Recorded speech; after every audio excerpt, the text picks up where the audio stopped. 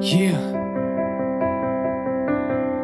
Y'a comme un vent d'empathie sensationnel, un vent d'hypocrisie, non, plutôt de compassion occasionnelle. Y'a comme un vent d'empathie, ouais, sur ma belle patrie, défenseur de l'amour mais habitué au crime passionnel.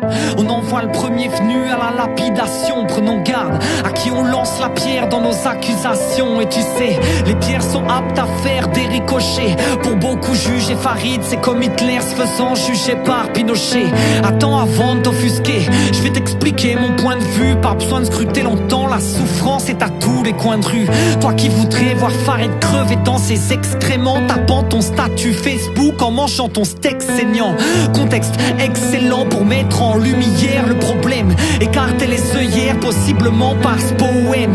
Quelle différence entre ce chat et le bœuf qu'on mange, mon frère? Pourquoi l'un a droit à la vie et l'autre a droit à l'enfer? Repense-y quand tu découpes ta tranche de veau. Pourquoi la souffrance de l'un est plus importante que la souffrance de l'autre? Et gars, je le dis, je peux rien y faire si ça te fait rire. Mes phases, mes rimes ne sont pas dirigées pour amuser la galerie. Bien sûr que Farid est une grosse merde, je le dis haut et fort, désolé d'être vulgaire. Ma compassion pousse à gonfler trop les formes et prôner haut les sortes. C'est martyr, faut faire l'effort de les épaules et faut les sortir de cet enfer qu'on instaure. Cool de t'offusquer pour ce pauvre chat, Oscar de son nom, mais ce n'est que la partie visible, y'a un paquet d'Oscar dans son ombre. T'es choqué, tu voudrais voir Farid se faire battre à la batte. Tous sont touchés, l'animal lui finit un plâtre à la patte. Mais ça m'agace.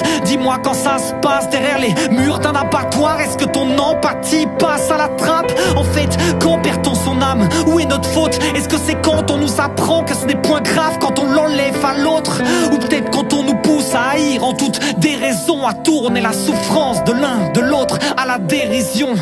Et là-dessus mec, y aurait vraiment tant à dire. Alors dis, est-ce le plaisir gustatif qui annule ton empathie? Abattage de masse, mais n'est-ce pas là un carnage? Là où tu vois une charcuterie, j'y vois un étalage de cadavres. Le truc c'est peut-être de resituer les mots ou de renommer les choses, d'analyser les conséquences pour mieux comprendre les causes. Que t'appelles foie gras, moi j'appelle ça foie malade. Gavage dans d'affreux souffrances jusqu'à éclatement des organes. Ce que t'appelles une simple bête, j'appelle ça un être vivant. Je n'exprime que du dégoût de te voir t'en empiffrer. Nous sommes tous complices des crimes que nous nous cachons.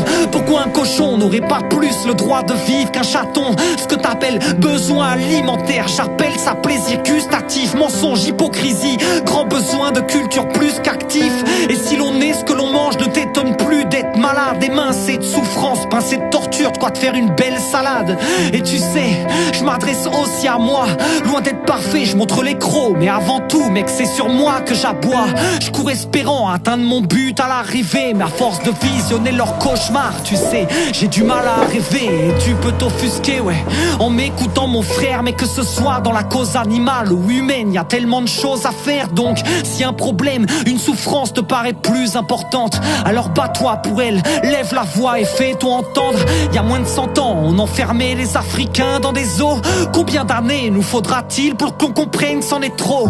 On nous mène en bateau, on assied nous-mêmes nos rames, et comme toute fable, on en attendra sûrement une morale. Tu mettras peut-être du temps à t'en remettre, ou pas, mais ouvre les yeux, on est peut-être bien tous des Farids de la morlette. On nous mène en bateau, on assied nous-mêmes nos rames, et comme toute fable, on en attendra sûrement une morale. Et tu mettras peut-être du temps à t'en remettre, ou pas, mais ouvre les yeux, on est peut-être bien tous des Farids de la morlette.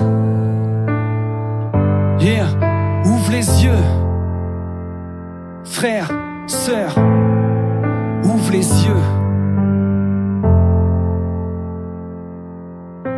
On nous mène en bateau et on assied nous-mêmes nos rames, et comme toute fable, on en attendra sûrement une morale. Et tu mettras peut-être du temps à t'en remettre, ou pas, mais ouvre les yeux, on est peut-être bien tous des Farids de la morlette.